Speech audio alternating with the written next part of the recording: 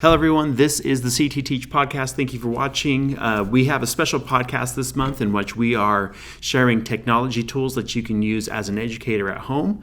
And we have this is a very fairly extended podcast from our usual, but we are also time-stamping things in the description. So if you wanted to jump ahead to something specific, just click on the timestamp below, and you can get right into the thing that you're looking for specifically. But other than that, thank you for being here, and enjoy this month's CTE TEACH podcast.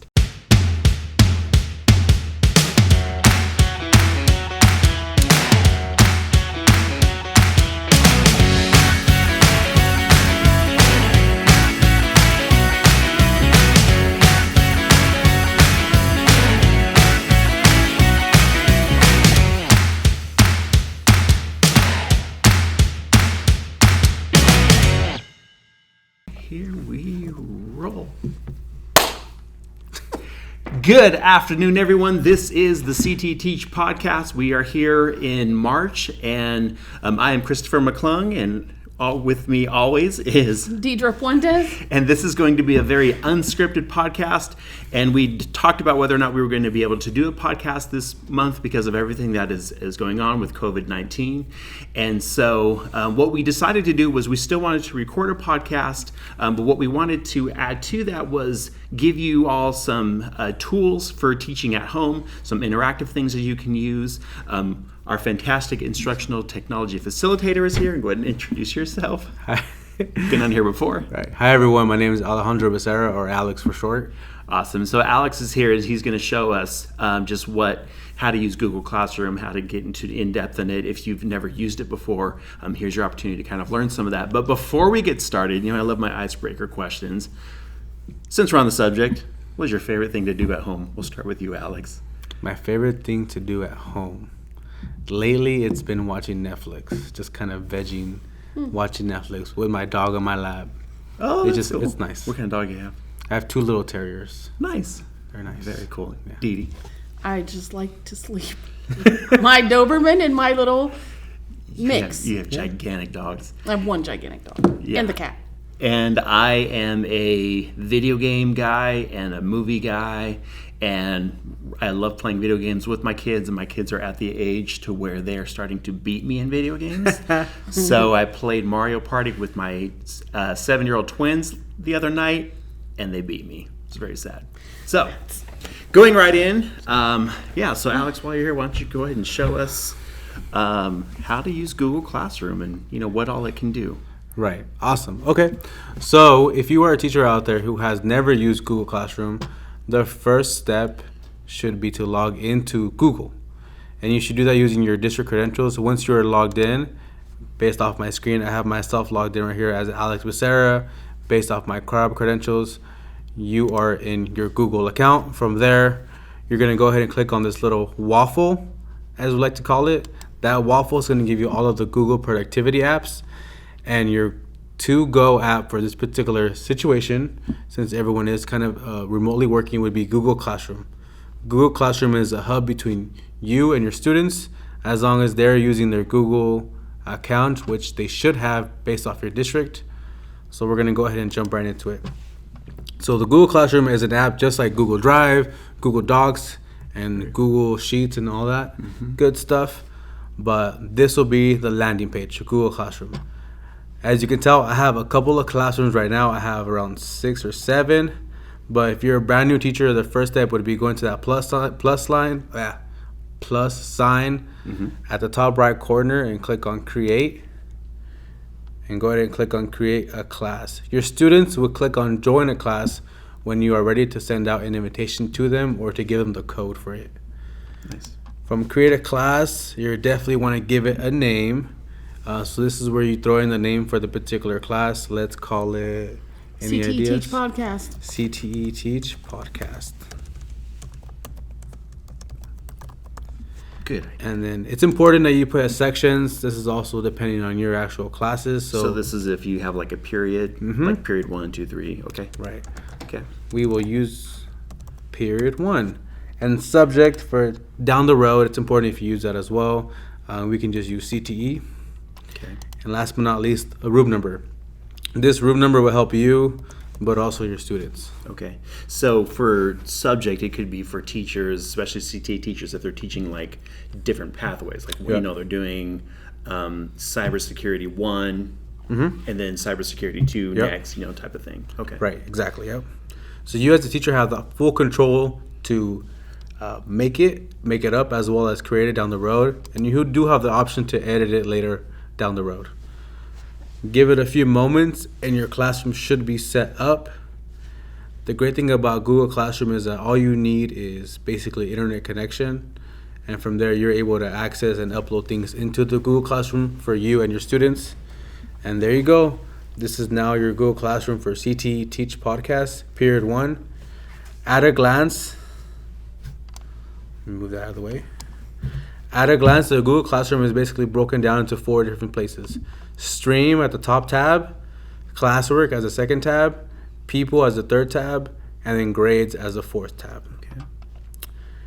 One of the first steps you want to do is find your class code, which you could find right in the middle. I wish I had like a little clicker.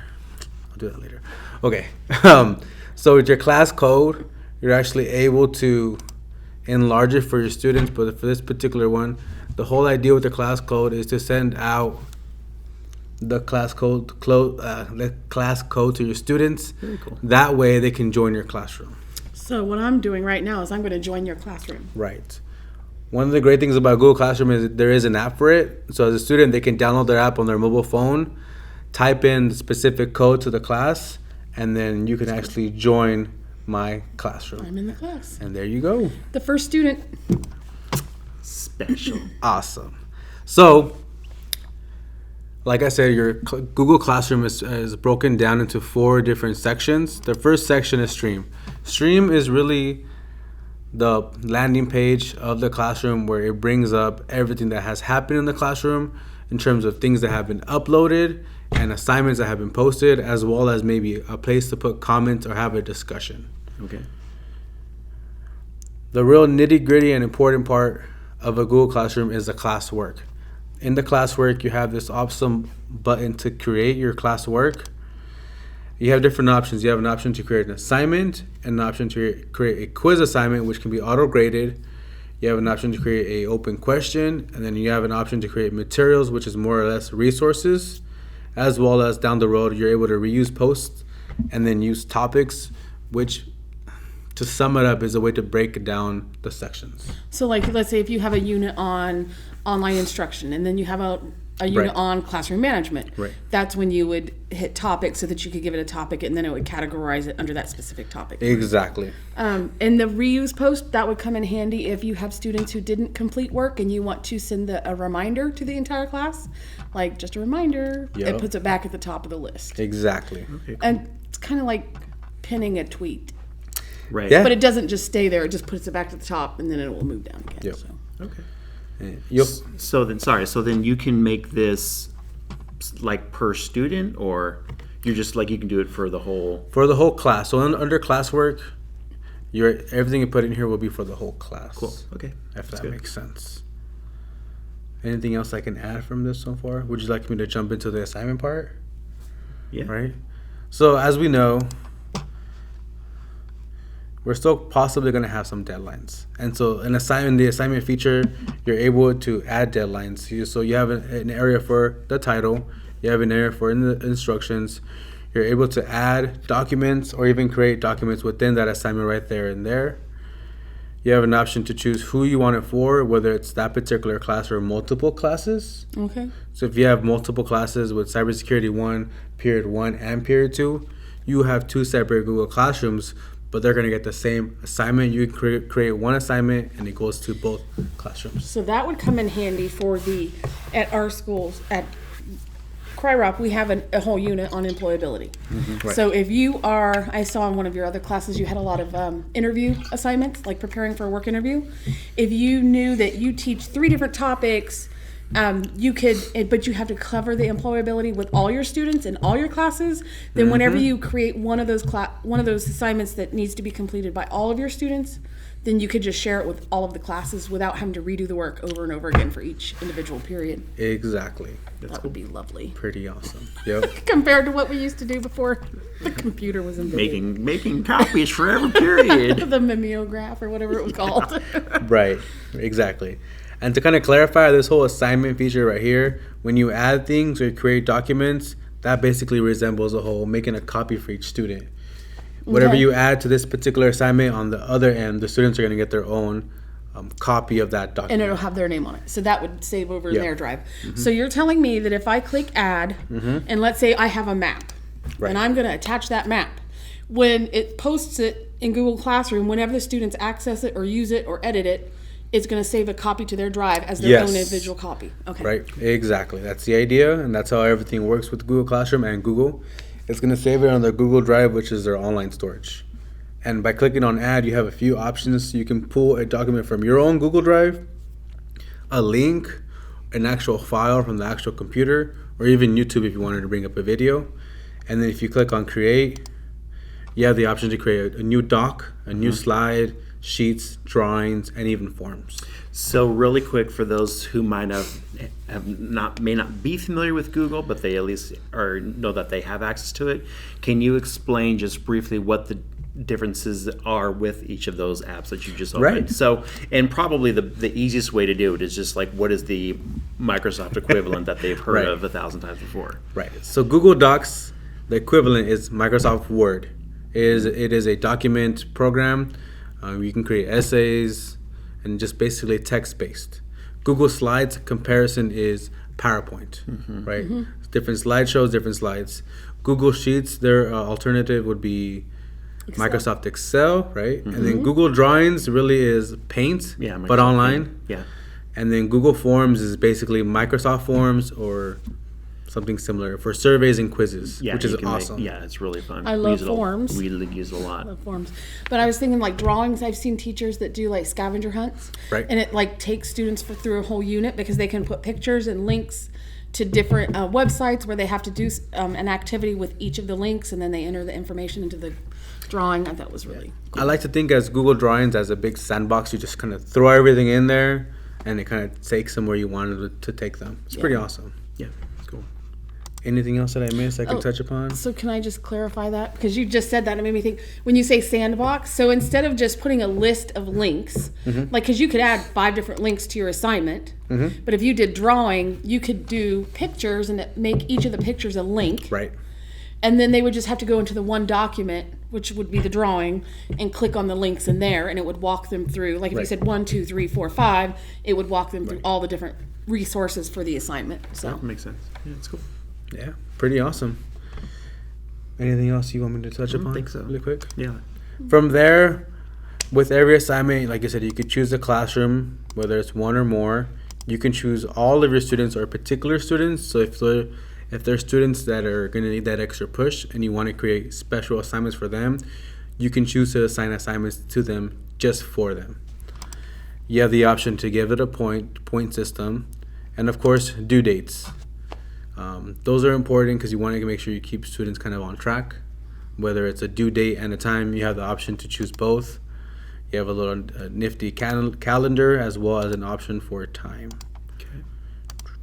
Okay, so I have a question. I was just thinking, because can you go back out of that assignment? So if you go back to assignment, and this is where you clicked create, I think. And then, so what's the difference between making an assignment or doing a quiz? Like, is this, if you pick it from here, it will automatically grade it? Do you know what I mean? Because if you go in assignment and then it lets you make a form, what's the difference between going to quiz here or making a form on the other one? There really is not much of a difference. The only difference is, preference. the only difference is basically when you click on the quiz, it already comes with a form. So it'll look the same on the student's end, whether you click on assignment and choose to do that or not. Okay. Right. Yeah. I think they just created that option because it was used a lot. So they wanted a quick option for teachers. Right. Yeah. Okay, like a shortcut. Yeah. So that kind of sums it up. I will say that in the classwork, it's important that you put in materials so students have resources, and you want to make sure you use the topic option so that you put it in the right section. On the back end, behind every Google Classroom, there is a class drive folder. And I know that's a lot, but just to let you know that behind every classroom, you have an area to store more documents if you like. You have that option right here under class drive folder. Okay. The next tab we have is people. This is really a place for just teachers and students. You're able to check out who's in your classroom, who has access to what. And as parents, you're able to invite parents as guardians. So every student can have a guardian. All you would need is an email. Okay, cool. I just have my students. You're a guardian, aren't you? Yeah, you are. I am, but I have their account on my phone. Like, I made them sign into have their a Google full Classroom login? so I can see, You could do that too, yeah. what is the assignment? Because they'll be like, oh, no, it's done. Or I want to go in. I don't want to see their Right. work. I want to see what they've done. So I actually have their account on here. Now, I do have a question with students. Like, if you're at a school district, how do you get the students from your school? So that is based off your school's network and kind of a domain. Ideally, if you see this little icon to add a student, the way that it would work if you were to say Redlands, you can really just type in their student's email and it should bring them up. Okay. Is there any way to just download the whole roster? That is based off your school district. So that would be dependent on them. That is very, at a previous school district that I worked in, yes, the school district did it for you. You So basically you would had come in and it would already be preloaded. Yep. Okay. But you as a teacher didn't have the capability of organizing it in terms of like the labels for the classroom the way you wanted to. That thing was done by the school district. Okay. So there's Give and take. Yeah, makes sense. So let's say if you have a teacher out there who hasn't used Google Classroom all year, if their district pre-populates it, if they went in and signed in today, they would see all their they'll see students all in there. their classes and students. Yep. They're already in there. Yep. So, however, if that's not how your district works, you would need to know your students' email addresses. You could create a class and then add them in there individually. Okay. Right. Very cool. The first step is definitely logging into your school's Google account and then going into your Google Classroom. From there, you can tell what's going on. And don't be afraid to ask your other teachers who have been using Google Classroom in your district. They might have a better idea because every district is different. Right. Yeah. Okay. And then last but not least, you have the grade section. Grades correlate with assignments for the most part. Right now, we don't have any assignments, so there's no grades. But I can definitely show you another example. Go back to stream because I want to show you what I did. I said hi. Hi, okay, perfect. So once the student's in there, they can add things to the streams. So like it just says share with your class, and they can, if they want to make a comment, if they're like, oh, when was that assignment due? Or are you going to add anything for us to do while we're out of school for the next month? They could do that if they were in there and wanted to. So. Right. Awesome. Be careful with that. Definitely. Can you turn it off? You can turn it off, yeah. Be Right. careful with that. Use it, what is that word? Sparingly, because students will take advantage. There was one class my son was in, and some kid would always make silly comments, like weird, like, why does he keep saying that over and over again? It could become basically a Facebook group with your students, so be careful with that. Does it do any editing? Like, can it identify bad words, like, and not post them? That I don't know, actually. You don't know. Okay, I'm I just curious wondered. because I know when I post stuff on YouTube, it does say if there's certain like words that are flagged, it says it'll notify me before it posts it. Oh, okay. So I would think they have something. To add on to it, if you do have a particular student that is a troublemaker, you can mute them. So I can definitely mute you. I guess. Right, so you can make it the whole classroom be muted or just particular students. Mute me. I want to see what it looks like. You won't have access to it. Also delete this post. So muted students can still submit work.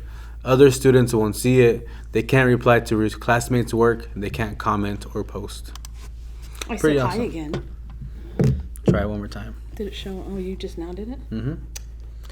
A great thing about Google Classroom, for the most part, it is real time. Something went wrong. She's denied. Oh, well. Cool. Right? Cool. I think the last part I want to show you guys about Google Classroom is definitely in the settings. Google Classroom does a good job of making everything kind of simple for teachers. So you have the area for your details. You have an area for general. This is where you can bring up your class code. You can choose whether or not students can post and comment. You can show condensed notifications for things on your stream. So down the road, it can get very cluttered. You have an option to kind of make it less cluttered by just choosing either condensed notifications or just hiding them. And then you can show things that are deleted. You have an example for guardian summaries. And then down here, you have an area for grading as well. It has been a while. I was like, overall grade calculation. Okay, so you can choose whether or not you want to grade. You want the grade to be graded based off total points or weighted by a category.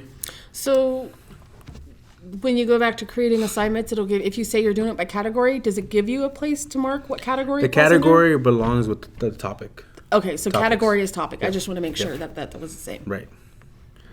And then you have an option to show their students their overall grade in real time or just wait till the end. That's kind of your preference. So you do have some controls over that. And none of my kids at home, their teachers, none of their teachers show their grades. But I think that's because it might not be the same. If you do in-class work Right. and online work, then the grade will differ until all of them get put in. Right. So that might be a reason why. I would makes assume sense. if you're doing completely online, then it would be safe to say yeah. it could be in there. Versus in person. Cool. I'm going to jump onto another classroom and just show you kind of an example of a classroom that I have. Let's go with CRERUP Classroom. So here for this example, I kind of went a little too much. I created a background theme to make my classroom look pretty cool. I have assignments that I posted here on my stream. And then under my grades, I already have some assignments. I really wanted to show you guys how grades look. I don't know why I'm doing that. But in a sense, it breaks it down kind of like an Excel sheet where you have the students on one side and all the assignments and the grades. You can go in there and grade each particular assignment under each particular student from here or under classwork as well.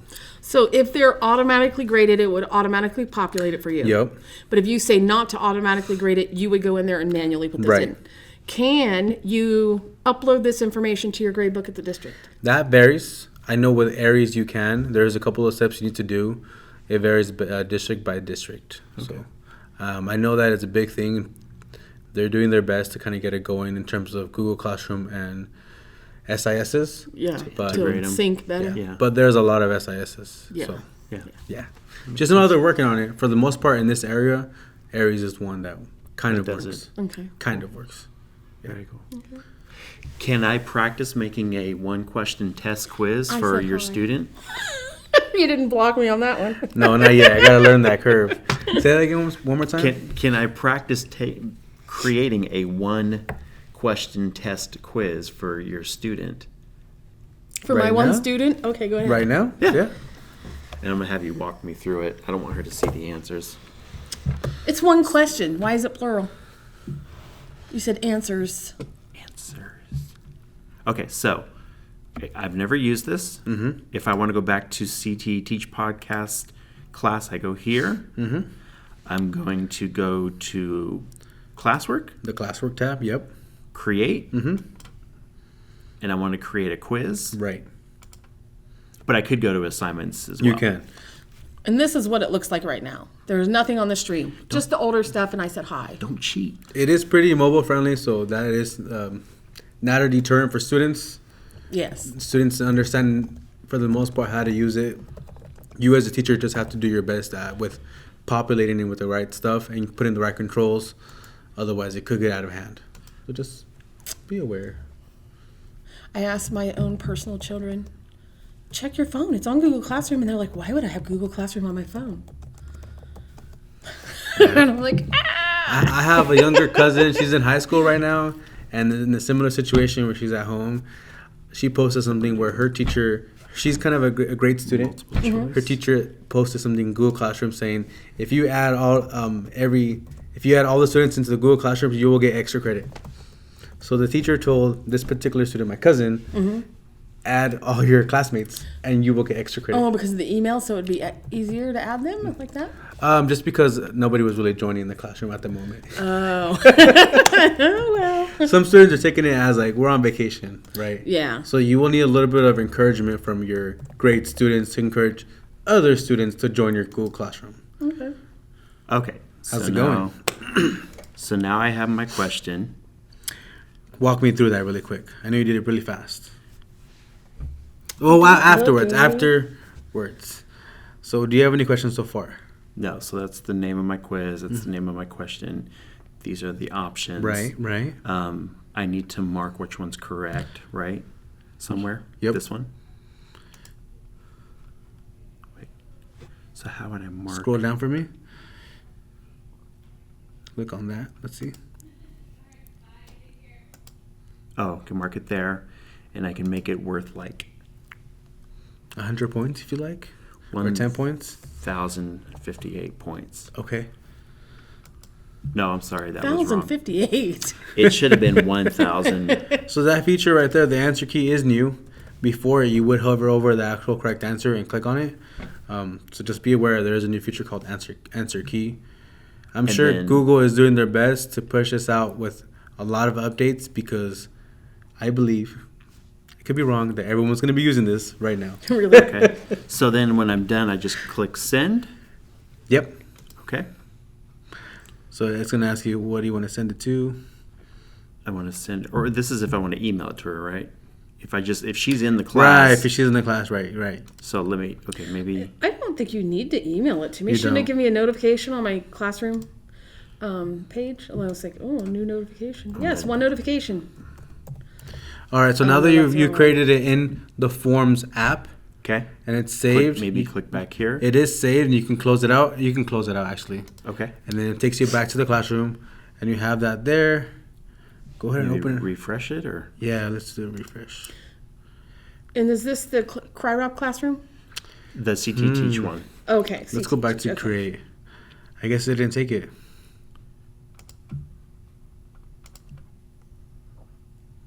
Wait. Click on that for I me. feel like I needed to. Do an extra step, huh? Yeah. Okay. Here.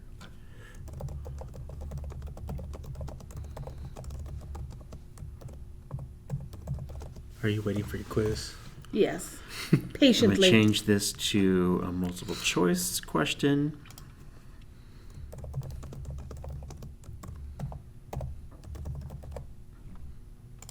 Do another one.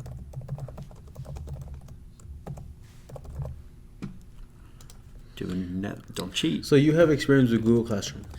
I have experience on the student side.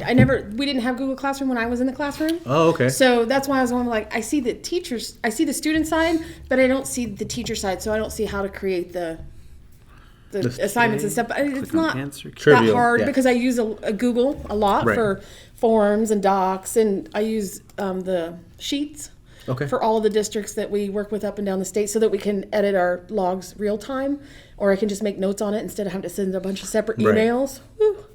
That saved a lot of time. Yeah. Okay. Cool. Okay, so maybe I do need to send it? Yeah, I guess we do need to send it. So let's click on send. Okay. What options do we have here? Email, same as a normal Google form. Email. But you're not link, sending that. That's the crazy part. include form in email. Automatically collect. So then I think respondents. I believe we're having an issue here. Says save. Let's go back to that right here. Oh, there it is. Do you have to assign it? Like you create it and then you have to go back in It looks and like it assign did. it? I didn't do that. It did something. I'm scared to refresh. It's okay. We saved the Google form in Forms. Okay, so that part is good. So now I can go to. Don't you have to click on the people you want to assign it to? Remember earlier you were saying, and then you go over here and you click to all in the class or just the one you want to assign it to? Right. But the thing is, from when you click on create a quiz assignment and then you create on that quiz itself because it is blank, it sends you to Forms, which is another application in Google. Okay. And then we can't find a way to link it back right now. Oh. Okay, here it is. So you here. have the quiz saved in your Forms. You do have it there. We just need to figure out how to link it. So then, I made it in my Google Drive.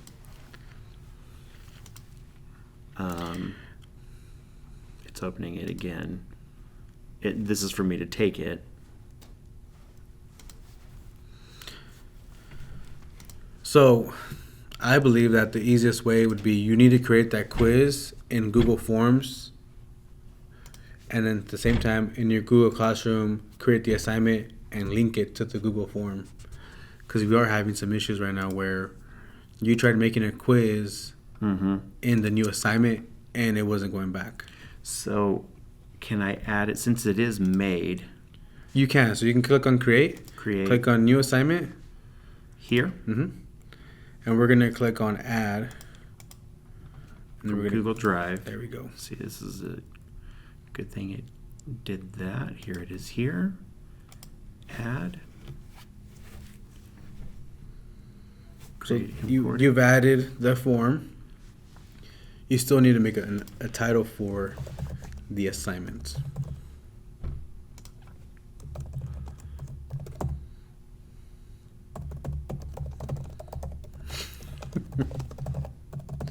He's adding his extra little flavor to it. And now I click assigning. Okay, it says it's saved. Yes. You can tell that it's saved. You can tell that it's posted because it goes into the stream as well as into the ClassWork. So now it's on the No, not a movie quiz. stream. How does that look on your mobile-friendly device? Oh, sorry. Hold on, let me go back. So it looks like this at the top. It says new assignment, movie quiz. So I just click that, and then it takes me to the question. It says, what is the name of this movie? And you have to click on this. It'll take me in there. And it will mark who's already answering the questions because it's assigned to me. So when I answer it, the score will go into, oh, heck, I don't know nothing about Star Wars. Star Wars? Oh, what is the question?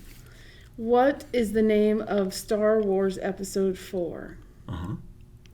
Come on. The Clone Wars? No. You're cringing. Take I don't know. Pick Take a one breather. so you can keep that A. I don't know. Rise of Skywalker? I have no clue. I haven't seen any of them since. You can just take a guess. Hope that you would. Okay, now I know. New Hope. I got it right. Open assignment. Let's see. Woohoo! There you go. And then in your Google Classroom, you're able to check that out because it is a quiz. And then I can see that I got 100%. Auto-graded. Good job, Dee. So the teacher doesn't even have to go back in and look at it. Nope. It just automatically gets a grade in there. Awesome. Let's check out the grade section. You Okay. can see what it looks like now that I've gotten my 100%. So I think we were missing that one step. When you created the assignment, there was a step that said import grades. Gotcha. But it does show up in here. Now, but I can put this in manually, right? You can. Type in what you got if that happened, and you sent it all out to your students, and like, oh no, I forgot to attach it. Right. You could take the time to manually put that in. Cool. Okay. Right. Anything else I can help you guys with? No, I think that's pretty good. That's good. Yeah. Okay. How do you connect an app? Like, let's say you want to do a quiz. Is that what it's called, or is it called Quizlet? Can you you just put a link to it and it takes them to a separate account? Yeah. It always sends them out to the other account, correct? Okay. Google only works with Google products. Okay. In that aspect. Everything else, you can use Google Classroom as a hub to send them to other places. Right. So let's say if I wanted, I know the English teachers use Newsela sometimes. So like, let's say if I gave them an assignment in Newsela, I could post it in Google Classroom with a link that will take them to their Newsela ELA account. Right. And then, which I would love because a lot of teachers don't do that. So I have no idea. Well, this is for my personal kids. I have no idea what other accounts they have because they're not putting them in Google Classroom. They're not linking them to an assignment in Google Classroom. And then I get their grades and it's like, you have a D because you haven't done any news ELAs. I didn't know it because they were never in Google Classroom, and that's the only thing I can check. Right. So I think that's great if the link is right there instead of just randomly saying, oh, go over to News ELA. Just put a link and say, this is the assignment, this is what you need to read or whatever. Yeah. And the great thing about that, I know it's a little bit more work for kind of the teachers, but it keeps a record. It keeps a record for the teachers, for the students, for the parents. Like, oh, did I really tell them to go to News ELA? Exactly. Or was that period 3 and not period 4? Exactly. Yeah. If you really focus on using Google Classroom as a hub, there really is no excuse of saying, I didn't know, because if you make it a public record, it's right there. Yeah. Everyone has access to it. And that's the idea about Google Classroom. It's meant to be that in between from your physical classroom and your students. Cool. And it's also great if a student happens to be absent that day. Right. They can see it populated. Whenever my kid's Right. like, "Oh, I'm sick, I can't go," I said, "If you don't go, you better be on Google Classroom and doing anything that's in there." Right. So I think one last thing I want to reason. add to that is you can pre-populate your assignments and then give dates when you can release them as well. Oh, so like if I want to make out the whole quarter, I could set up Yep. the whole quarter, and then as As it we get goes. to those topics, then you release them. Yep. Oh, okay. It does it for you. Yeah. If you choose the right dates, it does it for you, pushes it out for you, and you're good to go. Awesome. Good. Yeah. Very cool. Well, thank you, sir. Appreciate you No giving problem. up your time. I know you're so busy right now helping all of our teachers get deployed and working online and being online from home and all that. And so thank you so much. No problem. Feel free to reach out to me and us. Yeah. During this So time. we'll put your email at the bottom here. And You're like, if you want us to. Yeah. we don't have too Feel many free. followers Feel yet, free. so it'll Feel be free. okay. Okay, cool. Awesome. Well, thank you. Thank you. Thank you. So we kind of shuffled up a little bit. Welcome back. It's just you and I. So yeah, we learned a lot about Google Classroom from Alex. And so now we're going to share some things that we've used in our presentations along with this. And so the first one I wanted to share, because people have asked us about it before, is Mentimeter. All right. So Sorry. we do a lot of editing. That's okay. So the first one I wanted to show is something that we've used in a lot of our presentations, which is Mentimeter. And we've kind of briefly discussed it before, but this is an app to which you can use interactively with your students. You can put a presentation together, you can ask questions, and the students, all they need is this 9-digit number that you send to them. You can use it across, we've used it all across of the state of California. And so we're going to log in here. And as you can see, we already have a few presentations set up, but I'm going to do a brand new one. And this one, we're going to call the presentation CTE TEACH Podcast and create presentation. Once you type it in, gives you a blank slide. You can type, there's different questions that you can use. All these ones are free. The multiple choice, word cloud, open-ended, images, scales, Q&A. And then there's different quizzes and content slides. And so for this one, we're just going to do a basic open-ended one. So let's say you want to ask a question, and your question could be, what is your favorite ice cream? And then you can, once you do that, you can customize it. You can have an image behind it. You can add a background image if you want to add it to that. You can continue to add more slides to it. But let's say this is, and then themes. You can change the background there. We'll do this kind of grading one I really like. And then let's say once you're there, you've got your theme picked, you've got your question going, and as you can see, it gives you your number there. So if you click present, let's say I'm the teacher, I've just presented this to my students. My students, no matter where they are, as long as they go to menti.com, type in this 6-digit code here, they don't have to log into anything. They can use their phone, they can use a computer, they can use anything. I forgot to add a question mark to that, but then they can answer it. So I'm going to do the same thing on my phone. I'm in. You're in. I found it. Menti.com. My favorite kind of ice cream. I'm typing in that same number, 16, 27, 57. Submit. I have two. So how do can I add another one? I just go back in, huh? Oh, here it is. Submit. And I could put one there, so so now that I've sent this one, I'm going to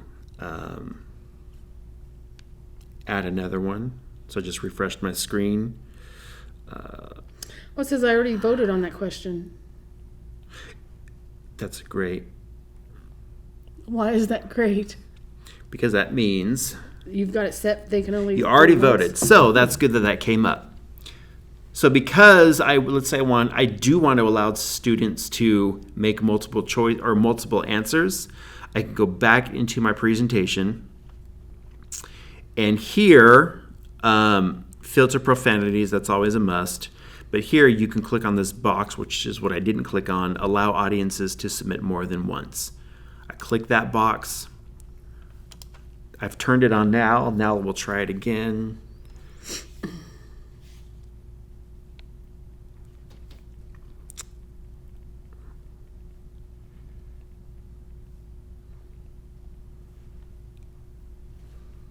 How do you spell sherbet? SHERBERT. I don't like sherbet. Reminds me of those orange push-up pops. I love those orange push-up pops. My wife hates them too. Kind of reminds me of She says they taste baby like aspirin.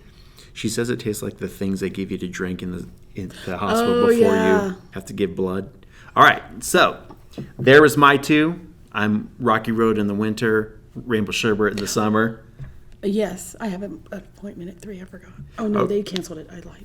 All right, so that's why different ones for different seasons? because I just like different ones for different seasons. Okay. Yeah, just kind of different ice creams, different moods, just like different foods. You know, you like to barbecue in the summer. You like to cook in the crock pot in the winter. Well, yeah, but that's different.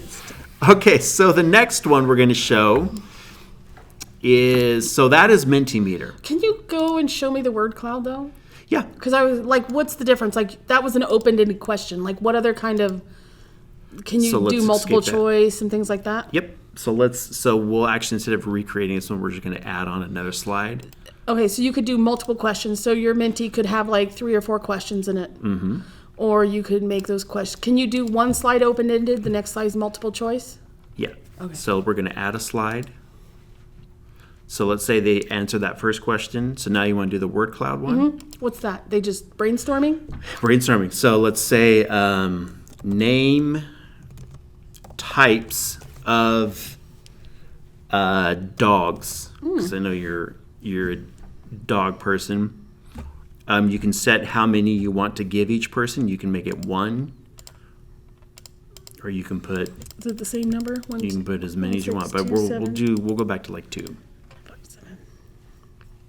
And then present again. And so because this is the same code, now it comes up again. So let's say name type of dog. Let's see, make sure you and I, I'll name.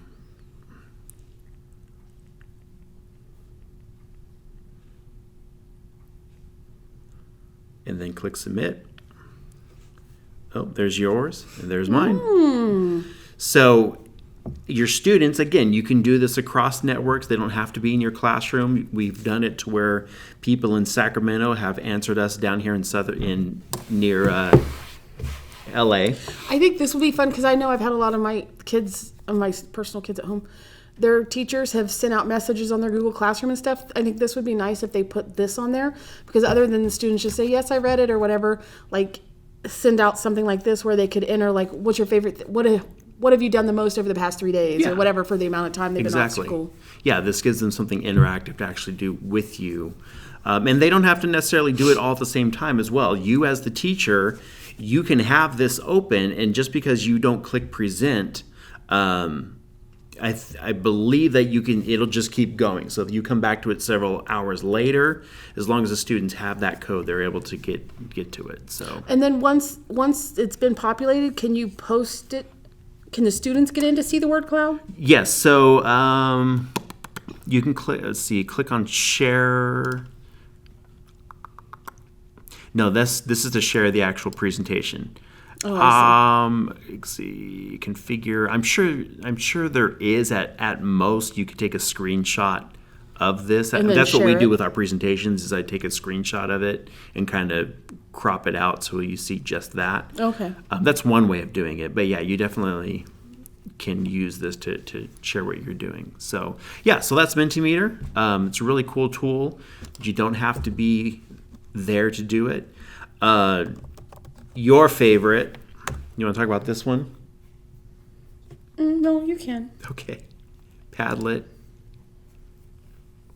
We'll just log in with our Google since we're already logged in. Our CTE Teach one. We're already using Padlet. There we are. Oh, there's a short-term parking. We should ask people to send us questions. Yeah. How did they get to that, though? So short, and we made a wrong turn. In the short-term parking? Short-term parking. The wrong parking lot. Let's see. Archive, delete. I'm not sure why. It just did something. Had a little hiccup. So this was from our last tip meeting. Okay.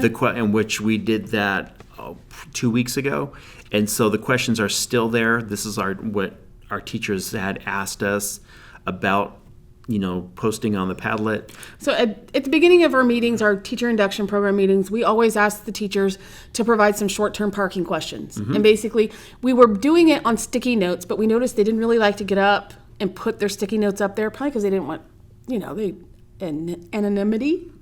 They don't want everybody to know what they're asking because maybe somebody else already asked it. Right. So we thought this might be better. And as you can see, there are quite a few questions on there. Mm-hmm. And usually we'd only get 3 or 4. Yeah. So the idea is that as we go through our meeting, we address some of these questions. Mm-hmm. That's where the short-term parking came in. Mm-hmm. And anything that's left over that we don't get it addressed during our meeting, we move it over to long-term parking. And then we do the long-term parking podcast. Correct. Where we answer those questions. Correct. So what we're going to do for this one is I'm going to show how to create one from scratch. So let me get rid of this page here. We're back to our Padlet. And let's say so we're going to make a brand new Padlet. Click on that there. What we've done in the past is we've done basically just the wall. You can also add a shelf, a channel, a timeline one if you wanted to have students pin stuff up on a timeline, a map.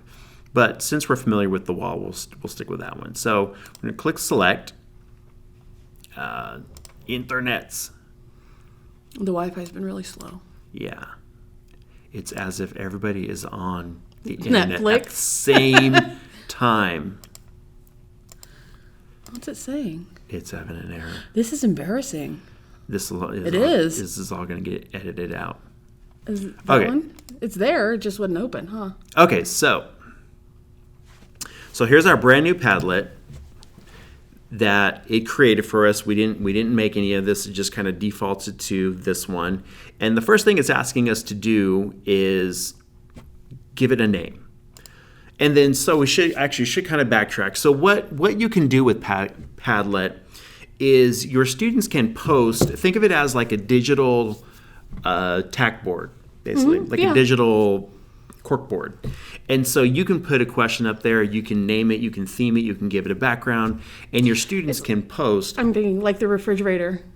Right. Like, when you're like, if there's something you want if you want something from the store, put it on the list on the refrigerator so you'll have sticky notes or lists all over your refrigerator. Yeah. That's my thought. Yeah, anyway. So your students can post almost anything. They can type something in, they can drop a picture in. I think they can even put like a video link in. Or a audio clip. Or an audio clip, yeah. Yeah. Here, once you get it ready, let me see if I can put something in there. All right. So we're going to call it Podcast Wall, made with big dreams. Yeah, I like that. Somebody will use it. Yeah.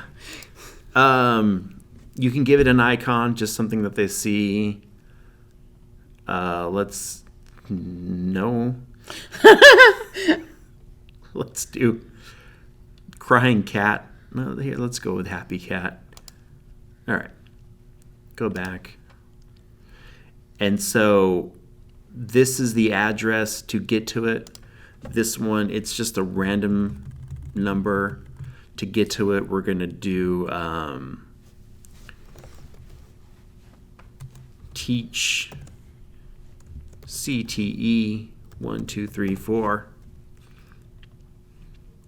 You can change your wallpaper if you want to do colors and pictures and all that kind of stuff. Do they have to log in to use it? They have to have the link to use it. Okay. So now that we've created that, we're going to click Next. And now our students can start posting. So the only thing that is difficult with this one is it doesn't have, unlike Mentimeter, it doesn't have like a really quick, like, here's the number, blah, blah, blah, blah. They do have to put in the URL here, which is Padlet.com. For this one, Padlet.com/CTE Teach 1 /Teach CTE 1, 2, 3, 4. Okay, hold on. CTE Teach 1? And then / Teach CTE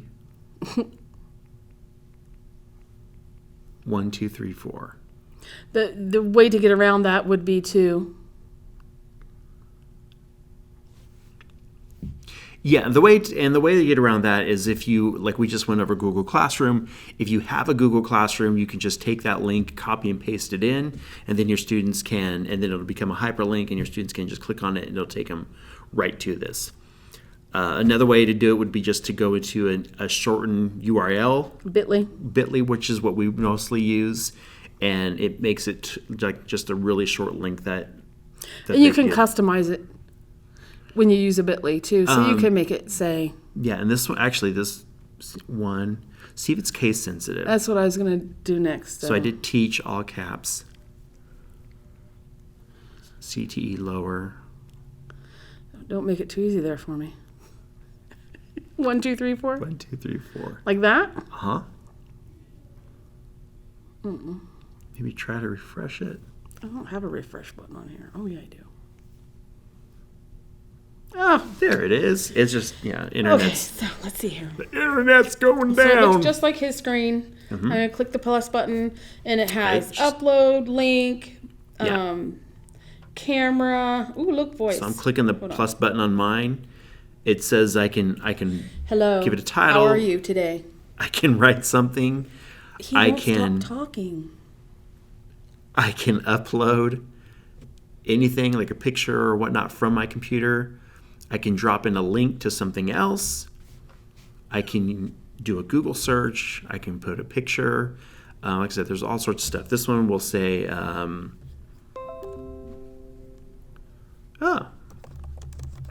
Star Wars is cool. There we go. And there's Deidre's audio files that showed up. See?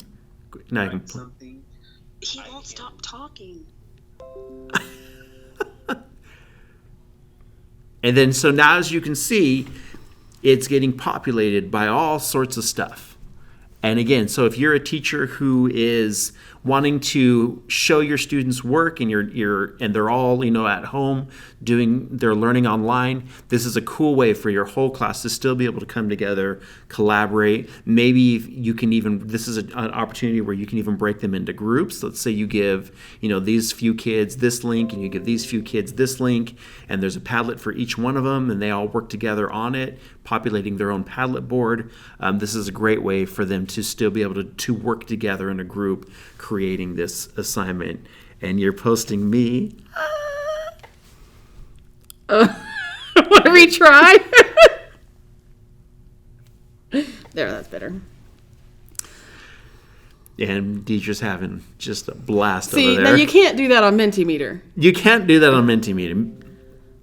There we are. Look at that. So again, this is just an awesome tool. Wow, you really like that one. Oh, what happened? I didn't do that. It's acting a little weird today. I think our internet's kind of wonky. Yeah, so this is an awesome way for, again, like I said, teachers to be able to have students still work productively, get to use their creativity as well. They can demonstrate different ways of how they learn information, what they know, and it's just a really fun way of doing it. You could even put, like, I'm thinking we were talking about Google Drawing earlier. You could even make a wall and post stuff on it yourself. Right. So if you were like an auto teacher and you wanted to talk about the transmission one day, or you wanted them to watch a YouTube video about a transmission, the next day you want to watch a YouTube video about electronics in a car or whatever, you could post and they could go on there, watch them, and then make comments like, oh, that was a cool video and this is what I learned or whatever. Yeah. And it's just a way to interact together in kind of a chaotic way that many of our high school students are used to, like a visual novel or graphic novel, instead of it just being write an essay. Here you can get a lot of information at once. It's really cool. It's awesome. So so that's Padlet. And just try it out. Okay, so this last one is PearDoc. We're going to hope it works. And so PearDoc is a add-on to Google Slides that you can use. And what it does is it allows you to create interactive elements within your Google Slides. So you can present it to your students. Once your students have that link, they get into your presentation. You, as the teacher, you can actually pace the presentation. They can't move ahead unless you move ahead, and you actually control the entire, as you can kind of see how this is working here, you kind of control the entire way the presentation functions, and you can add in interactive elements. You can pause and have them draw stuff. They can answer a question, and you as the teacher have the option to see everything that they're doing. You can show just what students work. And so we're going to try to, so we'll just kind of go through the page. So as I said, you can use PearDoc to kind of add it to the sidebar. There's different versions, like the beginning of the lesson and whatnot. And then once you're in there, see, that's what it's missing. So once you're in there and you choose a lesson, there's a bunch of different things you can add from, true or false questions. Their students can draw something, and it'll add it to the Google slide. And then once you present it, they can actually interact with that slide. You can say, okay, you have a few minutes to draw, and they can use their mouse. They can, if they have a touch screen, they can draw stuff. They can add markers. You could have a slide that's like a map of the world, and you could say, where's Italy at? And they can all put their marker on the screen, and you can see that in real time. Scroll down some more. I think this is an example of creating a new slide. What is the name of our galaxy? And you can ask that question. Have the students choose a multiple choice. Give them the options.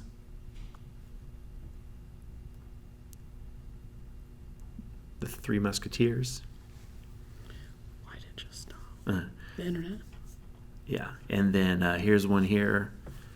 And so to get to the PearDoc, they would need to log into their Google account, but then you as the teacher, you have a code as to how they join it. And so when you click on Present with PearDoc, they get this code there, and then your students just type that code in. They go to joinpd.com, type in that code, and then it'll take them right away to your presentation that you were presenting to the class. Okay, so I have a question. Yeah.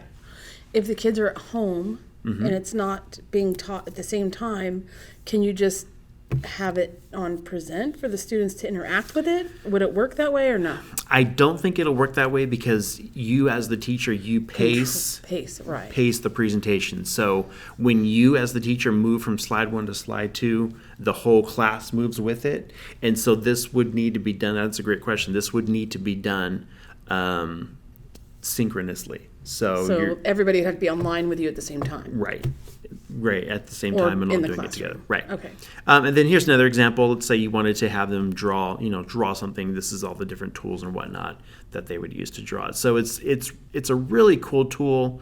Does some great stuff. You can embed videos. You can do all sorts of neat stuff with it. And it's just an awesome way for you as the teacher, if you do have your class on at a specific time, this is a great thing for you to make it more interactive for them while they may be at home learning while you are also in your work area doing the same. All right, so the last one we wanted to show you is from our friends at the San Bernardino County Superintendent of Schools. And they put together a HyperDoc of just resources that you can use for your school. And so I emailed them today, said, can we share this with everybody who is watching this podcast? They said, absolutely. It's been crazy. We are happy to help. Of course, please share the doc we made. We made it so that you can share it. And they're working really hard on the document on the hub, and they hope to have everything just continue to update and whatnot. So the way to get to their HyperDoc that they made of just EdTech tools is you can even just Google it, type in SBCSS. This is the easiest way I know, EdTech. And right now they have it on their Twitter page. There's probably a way to get to it from their website. I just know that this is the fastest way Like for once me. you go through Twitter, once you find it, you can always save as your favorite, so you could get back to it easy. Yeah. So this is the SBCSS EdTech Twitter page. And so this is the link to their Google site that they created. And here's just their online resources. They kind of talk about what they have. But if you click here on the link that they created, here is all sorts of stuff, all sorts of fantastic tools that they have. Edpuzzle, who is it intended for? What does it do? Here they've included links to the tutorials on how to use it, Flipgrid, Freckle, and it just goes on and on for 14 pages. So Screencastify, Book Creator, so much stuff available for Kahoot. A lot of our teachers love Kahoot. And these are, here's my Pear deck I was just talking about. And so there's just all sorts of stuff. WeVideo, students can create videos at home and edit them and then upload them. Then Zoom is what we're using kind of right now to record our screen. And so these are all just fantastic tools that are available for your students to use so that they can still learn while they're at home, and you as a teacher can still put together fantastic content that you can deliver out to them through Google Classroom, which is kind of one of the things we talked about, or just anything, whatever you happen to use, whether it be Blackboard or Canvas or anything. Padlet, we went over that, and so this is just a great resource. And the last resource we'll show before we wrap up is Common Sense Media, and this is just another great tool for searching for technology or things you may use. What they're mostly well known for is for doing movie reviews. And so let's say you as a teacher, let's say you want to assign your students to watch a movie. There's a specific movie. Maybe you will have them watch Star Wars. Maybe you won't. I would. And so you can click on the movie, and it'll give you information about it. It'll kind of tell you what their stance is on it, the user reviews, what the kids say about it. But then what I really love, it kind of gives you just the gist of it. What I really love is down here, they add details about just about the movie thing, and then questions that you can talk to kids about. Who are the movie's heroes? How is the diversity or lack thereof indicated in it? Talk about the themes of the movies. What are your thoughts about the way the movies end? And so it just gives really good information to really think about this movie. We'll go back to the beginning, and we're going to look at apps and games. And this is a cool resource for your coronavirus resources. And we'll do best apps list, and it just gives you all sorts of apps that you can use. But because we're educators, we're going to click on the Educator tab. EdTech reviews, we want to find a tool, and it's going to give us all sorts of, let's say we wanted to find something for 10th graders that was specifically for health and wellness, and we want to see what their top picks are. It's loading up. It's gathering all that information. And here we go. So here's games for teaching life skills. Here's tools for bringing mindfulness, nutrition, health, and fitness apps, resources for after-school enrichment programs, anatomy apps. So let's go ahead and click on this list here. And then now it's providing you with all these apps that are available. I'm not sure what this one is. It tells you who the grades are intended for, how much it costs. So we're going to click on The Human Body by Tiny Bop. It has 3 out of 5 stars. Teachers say it's 4 out of 5. Kind of gives you some screenshots of what it is. What are the pros? What are the cons? And then how can I teach with this tool? What it is, how is it good for learning, and it just gives a lot of great information about so many of the tools that are out there. So I'm not sure what the coronavirus resources are, but just tips about what we're going through, digital citizenship, learning at home. So just some really cool articles about that. So That's it. Anything else to add? I don't think so. Goodness. So A this lot. so there's a lot of information. Dee and I, we kind of talked about whether or not we were even going to do a podcast this month, but we said, let's use this opportunity to continue to kind of help CTE teachers out there, especially the ones who are working from home and still teaching. And so these are some great tools. Hopefully you guys feel free to share, and that you all stay safe and healthy and everything else out there. One last thing. Goodness. I said I wasn't going to share anymore. It's just all boom, boom, boom in my head. This one is called Supercook. Oh, yeah. And what it does is it helps you make meals. Let's say you've got some basil at home. You've got a pickle at home. Ooh. You've got some squash at home.